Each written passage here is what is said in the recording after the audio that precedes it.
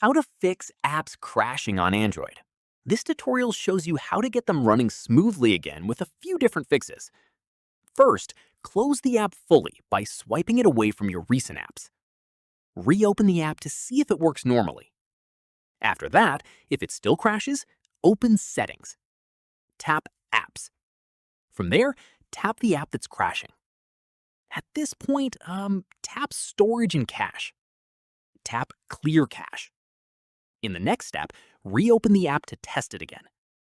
Following this, if it still crashes, go back to the app's settings page.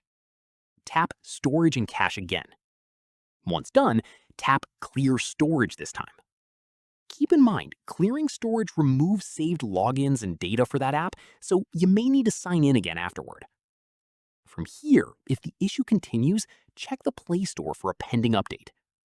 At this stage, open the Play Store, tap your profile picture, then tap Manage Apps and Device. Update the app if one is available. Finally, if nothing works, restart your phone to clear any background issues affecting the app. And that's it. If this guide helped you fix apps crashing on Android, give it a like, subscribe for more Android tutorials, and tap the bell icon for updates. See you in the next one.